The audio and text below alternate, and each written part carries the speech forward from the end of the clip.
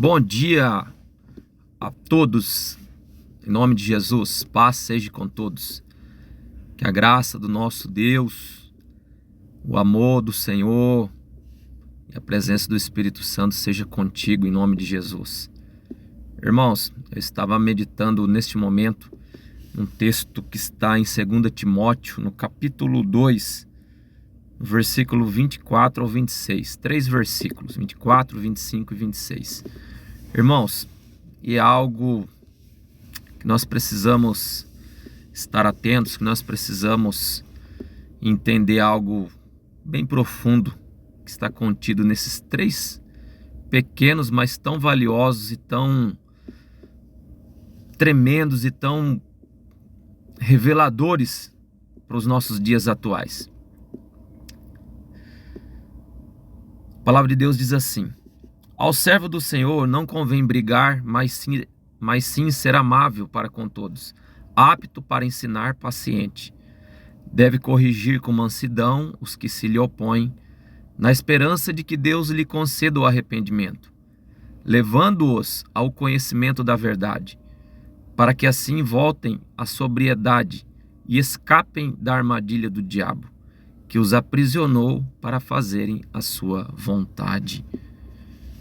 Eu acho tremendo, irmãos, quando a palavra de Deus, a Bíblia, ela se encaixa perfeitamente nos nossos dias atuais ou situações que nós possamos estar vivendo, ou algo que nós precisamos estar alertas, sempre Deus nos alertando, falando para a gente tomar cuidado, nos conduzindo, assim como um pastor cuida das suas ovelhas e as conduz por um caminho correto.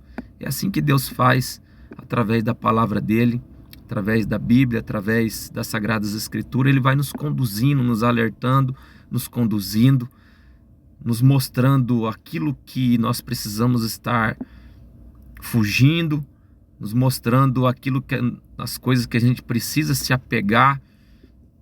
E isso eu acho extremamente amoroso por parte desse Deus. Isso é amor. Esse texto que eu li aqui fala de instruções para a pessoa que quer ser um servo de Deus, que quer ser uma pessoa que esteja firme na presença do Senhor. Mas o que me chamou a atenção foi algo no final do versículo 26. Fala aí de uma armadilha do diabo,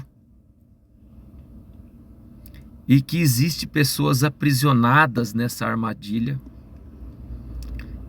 E essas pessoas aprisionadas nessa armadilha do diabo, elas vão tomando ações, tomando atitudes, vivendo uma vida como marionetes, como pessoas controladas pelo diabo, que estão aprisionadas dentro dessa armadilha. Imagine uma grande cela, uma grande gaiola, e um grande número de pessoas trancafiadas, presas dentro dessa armadilha do diabo, e além de estarem presas, vão fazendo aquilo que o diabo pede. Meu Deus do céu! Meu Deus do céu! Quão trágico é isso! Quão terrível é isso! Nós imaginarmos uma situação dessa, mas não é somente imaginação, é algo que acontece real, porque a Bíblia relata que acontece. Então existe uma armadilha de Satanás aprisionando um grande número de pessoas, e além de aprisioná-las, ele vai dando ordem, vai dando comandos para que seja feita a vontade dele na pessoa, e essa pessoa fique como marionetes, como carrinhos de controles remotos na mão do diabo. Meu Deus do céu! Isso é terrível. E acontece porque é relato bíblico. Se Deus deixou escrito é para a gente fugir disso. Só que o que eu acho tremendo também, dentro do amor de Deus que eu já comentei, é que Deus mostra a situação final da pessoa que não quer compromisso, que não tem interesse por Deus, pelas coisas do reino, e vai sendo aprisionada, e vai ficando dentro dessa gaiola, vai ficando dentro dessa cela espiritual, e vai recebendo ordens do inferno, das trevas, e vai cumprindo as ordens, porque é a palavra de Deus que fala que essas pessoas que estão aprisionadas, algemadas, trancafiadas, fazem a vontade do diabo, mas Deus dá o escape desse mesmo texto. Eu vou ler esse texto voltando de trás para frente. Olha que interessante. Como eu já disse, aqui fala de uma armadilha do diabo. Essa armadilha está cheia de pessoas e essas pessoas vão fazendo o que o diabo quer. Vão fazendo as obras do inferno durante a caminhada aqui na terra. Isso é trágico, isso é terrível. Isso vai conduzindo pessoas a viver uma eternidade longe do Senhor, a viver uma eternidade de tormentos sem salvação. E é também aqui na terra uma vida de tormentos, de aprisionamentos, em todas as áreas que você imaginar. Pois bem, um pouco antes, no início do versículo 26 fala: para que assim voltem à sobriedade. Nós precisamos estar sóbrios, com a nossa mente focada, com a nossa mente saudável. Nós não podemos estar perturbados, com a mente bagunçada, indecida. Nós precisamos estar sóbrios, estarmos conscientes, com a nossa mente saudável em todos os aspectos. Aí começa já um sentido, Deus nos entregando uma estratégia para a gente fugir dessa cela, dessa gaiola do diabo, desses aprisionamentos. E um pouco antes também fala: para que Deus lhe conceda o arrependimento, levando-os ao conhecimento da verdade. Você tem conhecido a verdade? A verdade é Jesus Cristo. A única verdade é a palavra do Senhor. Não existe outra verdade a não ser a palavra de Deus. Deus não é mentiroso. Deus é o único ser espiritual, governador dos céus e da terra, o único que é verdadeiro. A palavra dele deixada é a única verdade. Seu filho é enviado para me salvar, para te salvar, para te dar vida eterna, de salvação, vitórias, perdão dos pecados, lavar as nossas vestes das nossas imundícies que nós vivemos um dia, nos dá esse arrependimento. Mas nós precisamos conhecer a verdade. Qual é a tua verdade? Onde você tem buscado a tua verdade? Talvez eu esteja falando com pessoas que, por elas mesmas, elas formaram uma verdade dentro da mente dela. E isso se torna uma barreira para que a única verdade, que é Deus, que é Jesus Cristo, que é o Espírito Santo de Deus, a palavra de Deus, não entre no coração dessa pessoa, porque ela já formou uma verdade. Então nós precisamos desconstruir muitas vezes verdades que nós aprendemos desde a infância, de tradições de pais, de mães, de ensinamentos de bisavós que vieram para avós e para os nossos pais e chegaram até nós. Você quer saber o que é verdade? Vai buscar conhecimento bíblico. Aqui fala, ó, levando-os ao conhecimento da verdade. Não é placa de igreja, não é denominação. É a palavra de Deus revelada ao seu coração. Agora, se eu não tenho interesse em conhecer a Deus através das Escrituras, como é que eu vou escapar dessa jaula? Como é que eu vou escapar dessa cela, dessa armadilha diabólica? Eu preciso ter interesse em conhecer a Deus através da palavra. Deus se revela através da palavra. Que Deus lhe conceda o arrependimento. Nós temos preocupado em se arrepender diariamente. O arrependimento é uma tristeza, é um pesar pelos nossos erros. É um pesar, é algo que nos aflige mediante um pecado, mediante uma falha nossa, quando nós falhamos com pessoas e principalmente com Deus. Pecado é tudo aquilo que Deus fala que é pecado.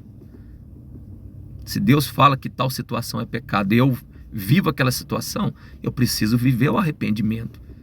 Se eu não passar pelo processo do arrependimento, eu estou numa fila, eu estou num caminho direcionado a entrar nessa cela de Satanás. É assim que muitas pessoas hoje vivem. Pensam que estão bem, estão livres, estão vivendo uma vida de liberdade, mas por detrás, ao redor, existe uma armadilha que Satanás colocou e essa pessoa não foi buscar conhecimento em Deus, essa pessoa não se preocupou em buscar se arrepender, se quebrantar, se humilhar diante do Senhor, e essa pessoa vai vivendo dentro dessa cela, debaixo dessa armadilha, sendo marionete, carrinhos de controles remotos na mão do diabo. Por isso que é importante nós nos arrependermos, nos quebrantarmos, sentirmos tristezas pelos nossos erros e clamarmos a Deus para que Deus nos fortaleça para não cairmos mais nesses erros. Isso é um processo do arrependimento.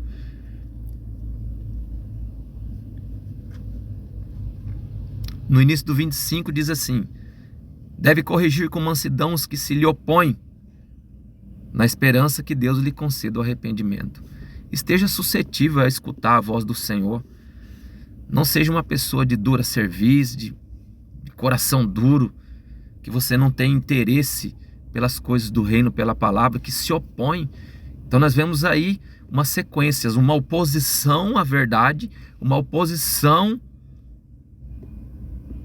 aos ensinamentos de Deus.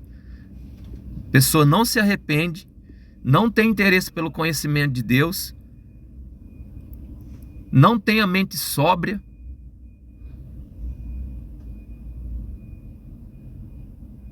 e isso vai nos conduzindo, pode conduzir uma pessoa a viver debaixo dessa armadilha de Satanás, e além de estar aprisionado, ainda vai fazer a vontade do pai da mentira, do inimigo das nossas almas. Nós precisamos entender essas chaves dessa cadeia que Deus está nos entregando através desse texto.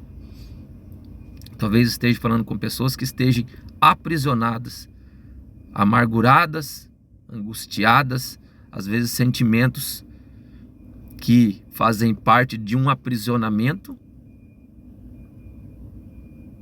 ou situações adversas que a pessoa pensa que é aprovação de Deus.